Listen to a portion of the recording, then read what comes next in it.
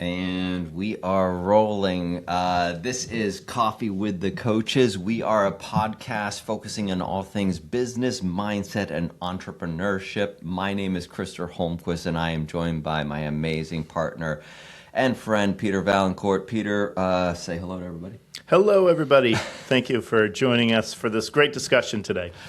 Yeah, absolutely. So a little bit about Peter and I. Peter and I are multiple business owners. We have been in business together for many years now. We are both business coaches, meaning that we have helped people grow their businesses. And when we kind of landed both on Cape Cod here, where we are coming to you live from, we just decided, let's get together and talk business. Let's invite the community in to investigate what it is to be an entrepreneur, maybe teach people out there who want to be entrepreneurs, or just talk about groovy stuff, right? Yeah, it's amazing. We live in this place where there are so many small business owners running these incredibly efficient, profitable places in a world that's dominated by corporate, the big box stores. Yeah. We've really met some awesome people and looking forward to hearing from them throughout the course of this podcast, not this episode today, but just going forward and getting into, how they built what they built. Yeah. And they're doing it in a place where, it's seasonal. They're not, right. They're not, 12 months out of the year for the most part. Great people. All right. So a little bit about the format of what we do. It's a half-hour show. We come to you first with a little bit of stoicism. We're both big fans of the Daily Stoic, the Ryan Holiday book. I even have it here somewhere buried underneath all my notes and everything else. But the Daily Stoic, here it is. Awesome book. If you haven't gotten it, please do, because it's I don't know, it's just waking up with a cup of coffee. It's a great way to start the day, get your mind right, and really think about what matters today. Right. Yeah. Right. So come to you with a little bit of stoicism. Let me just kind of read for you what we're doing here. So this first, we're kind of trying to group together concepts, right? So this first phase of our podcast, the first 7 episodes are going to focus on identity and mindset. And today's inaugural episode is Clarity Starts with a Funeral. Dramatic title. Dramatic title. And it's going to get even more dramatic when I read the opening, right? Yes. And that is that most people think that they want clarity, but the truth is that they don't.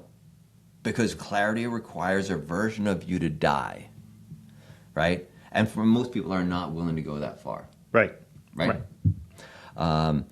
So today we're talking about why clarity actually starts with a funeral. I mean, it's it's a kind of a strange phrase, right? If you really kind of boil it down. But what does it mean to you? It means really being honest and accountable to yourself, and understanding that embracing the truth is very liberating. It comes back to that concept of discipline equals freedom, and how important that is to embrace.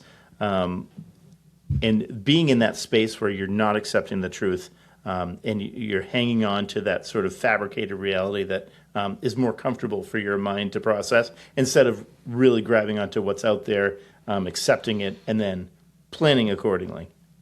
Yeah, and I would add that, in order to do that, you can't carry that old self with you forward into that, right? And there's where the funeral comes in, because you literally have to take a version of you and say, this was not working for me. I need to step into something new.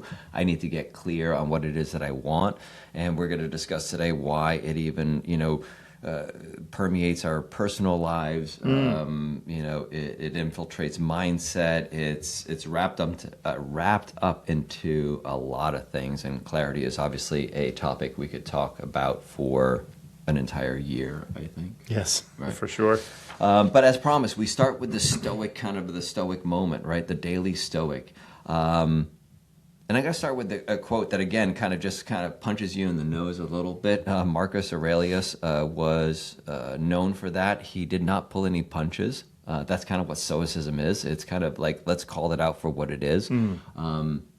Let's not be afraid of it. Let's have the difficult conversations. Yeah. I think that's the way to kind of wrap it up in a nutshell. But this is the quote that he gave us from Meditations.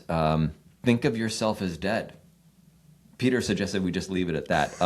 But the quote goes on to say, Think of yourself as dead. You have lived your life. Now take what's left and live it properly. And there's a whole kind of like, backstory behind that quote, right? But, this is one of those things where it's open to interpretation, right? And it says, so let's kind of break it down, all right? Let's break down this quote because I think it leads us in a couple of interesting directions, and it leads into this whole topic of clarity and funerals, right? So the funeral, right? He says, thinking of yourself as dead. You live your life, right? We're talking about a funeral there. By mentally dying or imagining that your life is already over, you immediately kill off past regrets, old habits, ego, and the baggage of the person you used to be. Yeah, that's applicable in so many different realms of our life, our business, our personal life, our health. So many of our challenges, in business anyways, can be self-inflicted. That failure to accept the reality of the direction you're in. One of my mentors long ago introduced me to this saying that the elevator stops at every floor. You don't have to ride it all the way to the bottom. You can get off any time. And that to me is resonant in that thought about the funeral. Like, it's okay to walk away and say, this is the wrong path. I'm going to bury that lifestyle. I'm going to bury that, and I'm going to open my mind to be teachable and move forward to a new direction, a positive direction. Right. Yeah.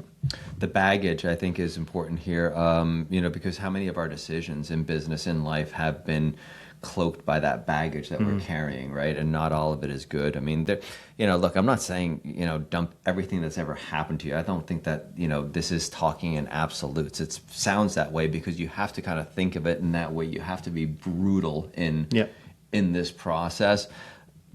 But, I mean, you can't just forget about everything that's ever happened to you in your life. I mean, It's still going to forge your decision-making process and everything else, but it's the baggage, like getting clear, right? Again, the clarity on, all right, so what can you fit in that one suitcase that you're going to bring with you, right? Right. And it's not necessarily an admittance or some acceptance that you're completely off the beaten track. It's just you've maybe picked up some bad habits. Maybe you're not embracing life. In business, what do we see the most often is failure to have a P&L and be accountable to your P&L. Right. You're just sort of moving forward in kind of a blind fashion without that accountability to your own finances and making sure that every dollar invested has a return on it. That's this concept to me, is embracing the truth. Yep. Yeah, right, exactly. So it doesn't have to be an all-encompassing, lifestyle decision. I mean, you can apply this to various, individual processes or decision-making processes or whatever else it is, right? Like if you're sitting there making, you're trying to make a decision for your business. Do I go left? Do I go right? That's maybe a good time to sit down and get really clear, decide what needs to be buried in the past, if it's that much of a monumental decision, and go on like that, right? Yep. All right. True clarity, right? This mental exercise forces you to stop dwelling on the past and worrying about the future, bringing absolute focus to the present moment, which is the only place where true, clear action can take place. Again, we'll same example, right? I mean, people's P&Ls and their financials for their business. It's easy to hide in there as well, right? We all know we've analyzed enough P&Ls in our lifetime to know that people hide a ton of shit in there. I mean, a lot of that baggage ends up in their P&Ls. Right. As expenditures that they don't need or whatever else. It's like get really clear. Figure out what are the bottom line numbers. What are we really talking about here? Stop all the BS and that barrier to that practice is like the mental, the fear of seeing the wreckage and the mess that might exist. It's easier to just keep on moving forward without that clarity. But it really doesn't help us to operate in that fashion. No. And then finally, rebirth, right? That's the other part of this, because we're burying somebody. That means that we get to rebirth ourselves, be reborn, reincarnate. Kind of thinking like the phoenix rising from the flames. But it's true. You get to reinvent yourself. You can't have big decisions or big changes in your life without like kind of big pomp and circumstance. Like you gotta like friggin' if you're gonna do it. Like, do Yeah. it big, commit. Tell 100 people. Yeah. Burn the boats. Burn the burn the bridges. I Yeah. think it is. No, the moats. Well, boats. the burn the boats is, when the settlers first came to America to make sure that people actually settled the land and Stayed and didn't go home. Exactly. Wow. Burn the boats. Yeah. Yeah, sometimes you have to burn the boats. Yeah. I love that. I don't know if any of that's true, but It sounds good to me. Good. I mean, this is... there's no fact checking allowed on this podcast. But the concept of cutting the cord and saying, I'm all in. Yeah. The Stoics knew what they were talking about. We say it all the time. They took things and made them, like I said, they just boiled it down. This is a 1, 2, 3 sentence quote that, has a lot of meat on the bone. You can really dissect it, especially when you apply it to a topic, right? And so I kind of looked at this. I mean, we're always in that book, but I wanted to find the best quote that tied into this concept of clarity. Begins with a funeral. So how else can we really bring down the audience, you know what I mean, in terms of talking about death and funerals and stuff like that? What's the positive side here? What's the upside of everything? We talked a little bit about it, but elaborate. I think the upside is once your mind is opened to the truth and you can see that path forward and it's real and true and tangible, it's a whole new outlook on, because to a certain extent you're always aware of the negative, but you just keep moving forward because it's easy and it's what you know and it's right there. But that ability to see a new path that you didn't maybe embrace or know existed, so positive for sure. Yeah. It is very liberating. I don't know how else to put it. For anybody who's gone through like a lot of trauma or like big shit in their lives, you know what I mean? And Which is most humans. Yeah, let's face it. I mean, it really is, especially our age group. Yeah. Gen Xers, yay. But for anybody who's gone through like big stuff, right? You never know how big it is until you kind of get to the other side of it, and then you can appreciate, like, oh my God, like I survived that, or I made it through that, or right. And this is what this feels like, because right. I know what that feeling is like, and I know what this feeling is like. I have had funerals, where I've buried another version of myself, and it's that big. It can be that big and that liberating. So that is like the true upside, man. That is like good stuff to hold on to. It's incredible because there's a part of you, for whatever reason, that thought that you were never eligible for that life, or you're never able to cobble together whatever resources or plan to achieve that life. When in fact, it's usually a lot closer than we realize, and it starts with that sort of realization, like, okay, what I'm doing is not working. I can continue this slow decline, or I could have that funeral, accept a new direction, and great things typically await on the other side of that acceptance. Right. You think about those people that are hitting, ceilings, right? And this is exactly that. You can't break through those ceilings unless you do that work and get clear. Yeah. To me, this concept, just to bring it down to a granular business concept, in our business, real estate, I think about this as our lead generation strategy. If we're not embracing an effective lead generation or relationship building strategy, we're just doing some things around the edges of it and saying, yeah, we did some great lead gen today, but you're not seeing the results. That funeral concept is really powerful to, like, listen, I've got to do something to move the needle. What I've been doing, I'm calling it lead generation, but it's actually not effective. I need to change this up and embrace a new path. That is a wonderful example because that usually has immediate returns when you change it up and find what's effective for you and find what actually will secure appointments in business and things like that.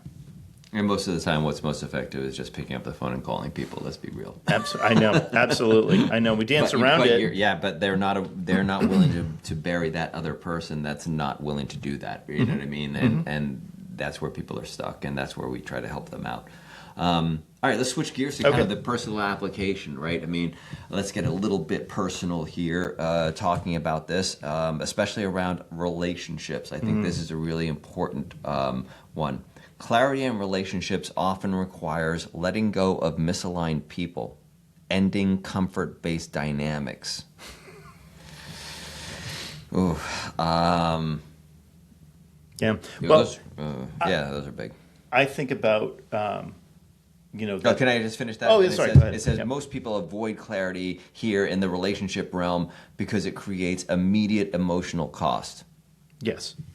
And I would beg to argue that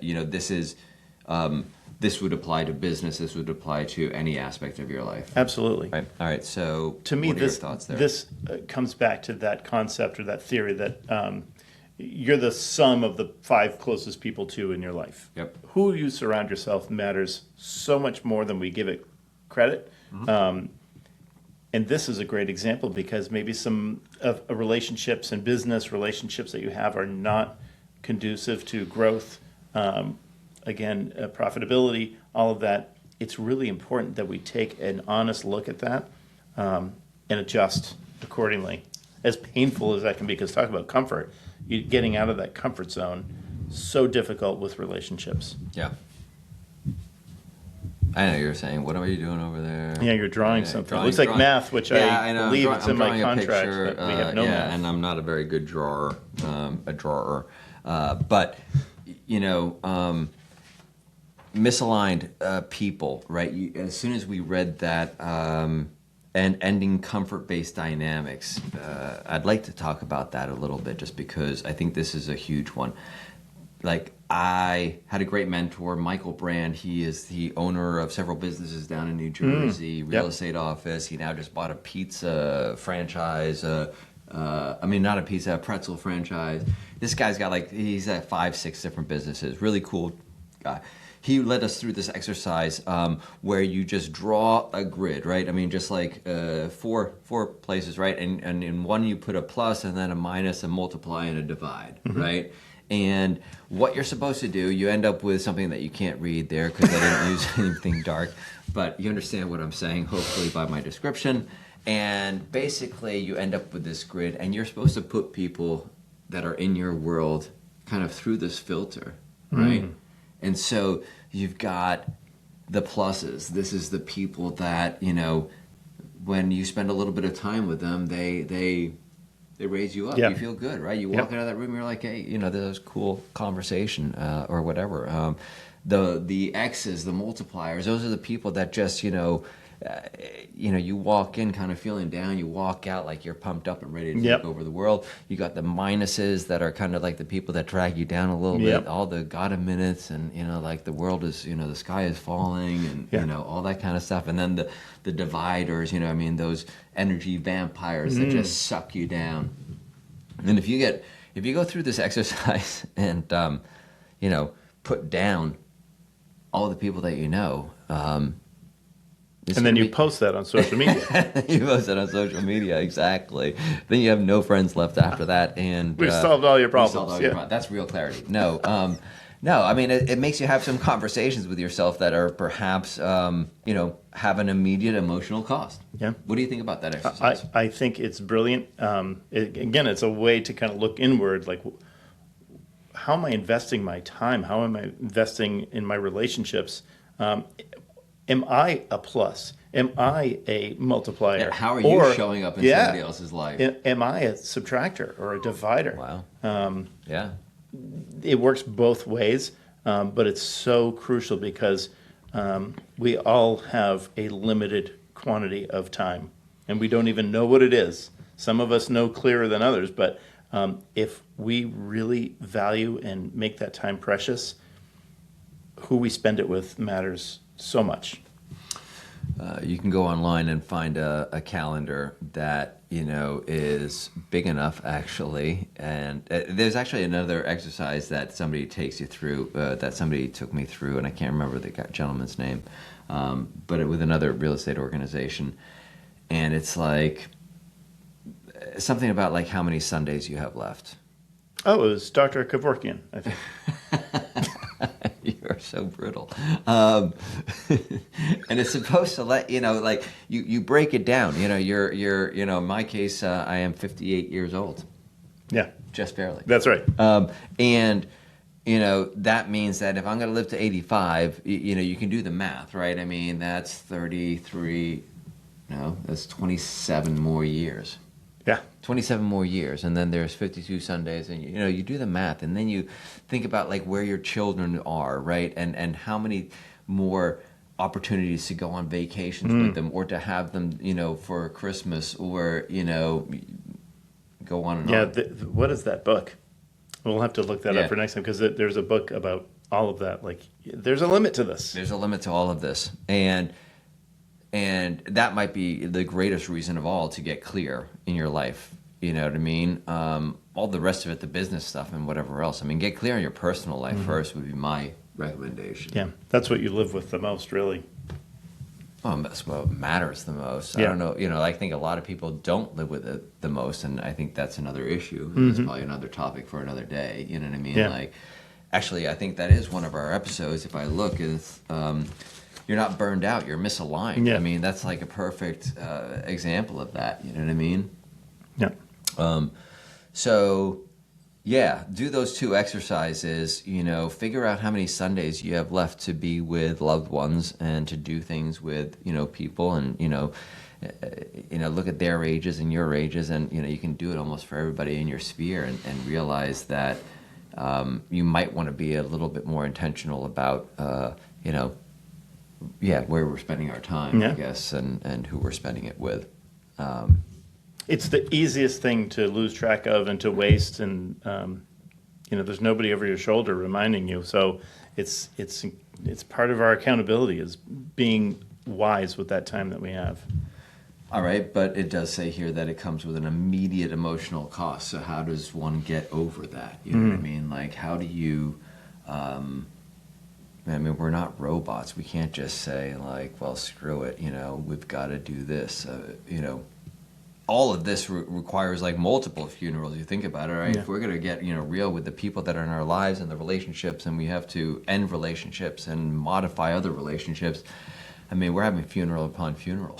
Yeah. Well, I think a lot of this is probably not to be done in one session. No. It's kind of take one, apply this, see how you learn from it, see how the effects play out, and then maybe you tweak it a bit for your next step. But I think one way to alienate your relationships would be so drastic about this. You do it all to such an extreme degree that it's probably counterproductive. But it starts with ourselves, like looking inward. What am I bringing to the table? Am I elevating everybody else around me? Am I helping people around me? Yeah. Am I contributing? And if you get some answers that you're not comfortable with there, that's probably a great place to start. Wow, sounded like a therapist there for a second. I know. Thank you. I'll send you the bill. I'll send you the bill. Yeah, I think, look, we all run away from pain, right? You're either running towards pleasure or you're running away from pain, and immediate emotional cost does not sound like a fun place to be. Right.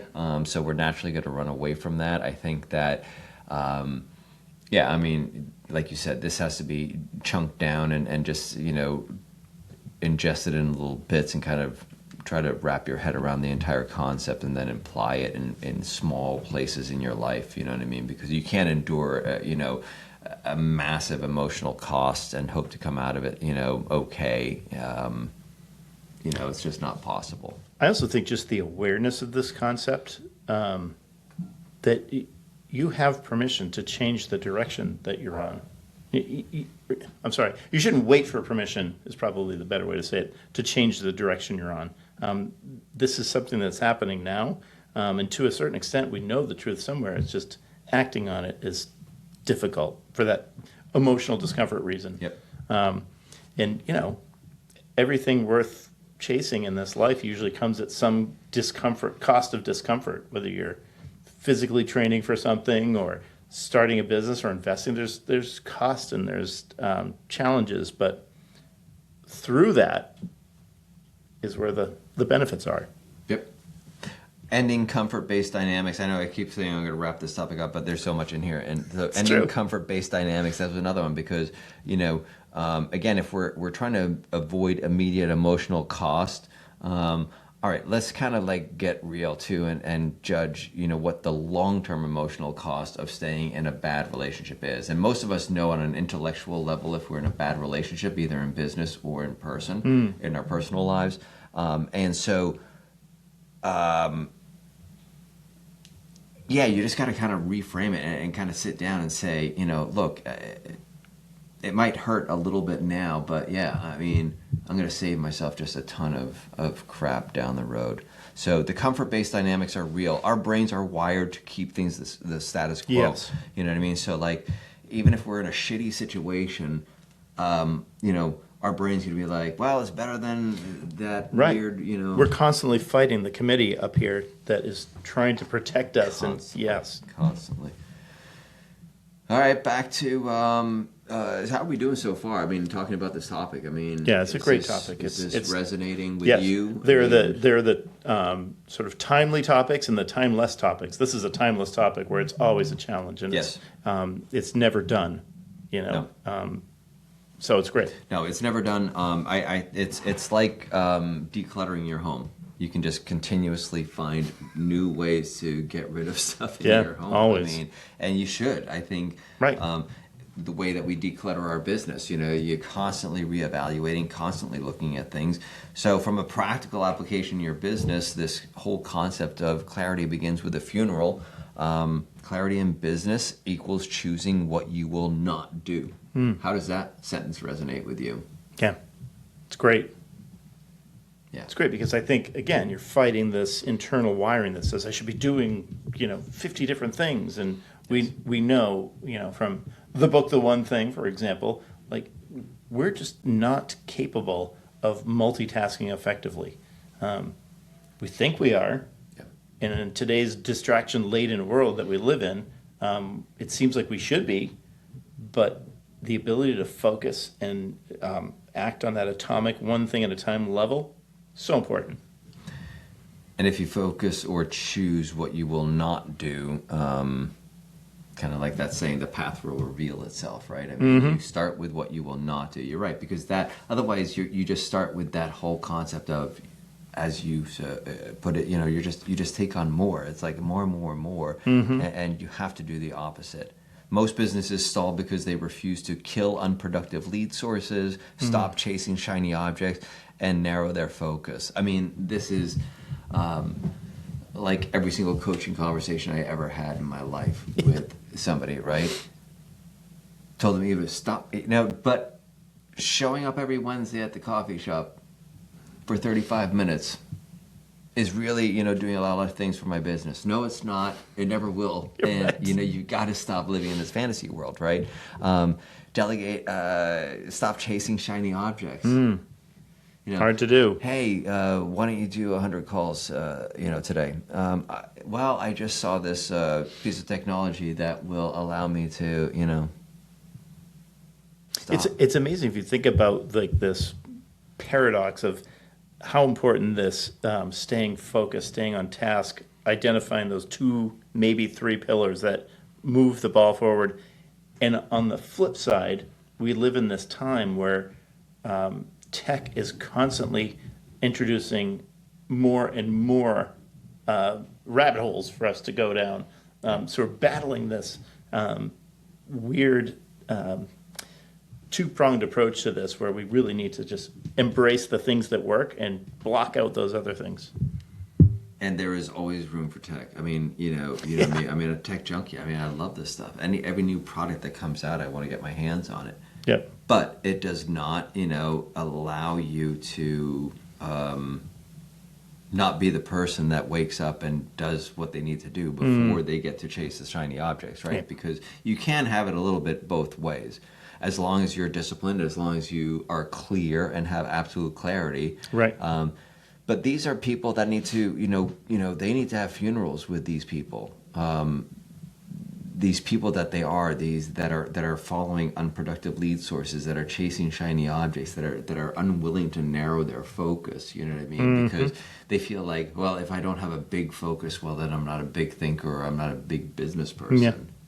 And every successful business owner, I think, that you and I have ever talked to, they know how to narrow their focus when they need to.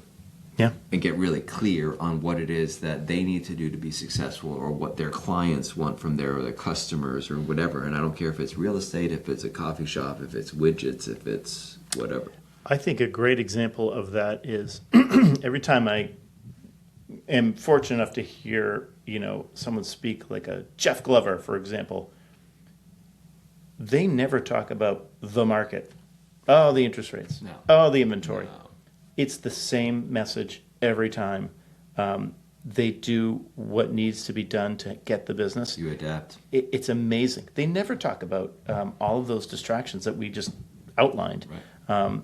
And there's a reason that they do the numbers they do, and it's focus. That's it. One last thing. You cannot scale while holding on to roles that you've outgrown. Funeral and businesses look like this: letting go of control, delegating tasks that you're comfortable with, killing the "I'll just do it myself" mindset. And we're going to end on this because it's a powerful one for all business owners, and we've all been there, where we are on the cusp of scaling, and we think that it's the world holding us back, and it's nobody but ourselves. Because we have not buried that person that was running a $1 million, $5 million, $10 million business in order to become the person that's running the $5, $10, or $25 million business, right? Yeah, it's so true. It's sometimes we're just our own worst enemy for growth for those reasons. Yeah. All right, listen, we're going to wrap this up. We're at the half-hour mark.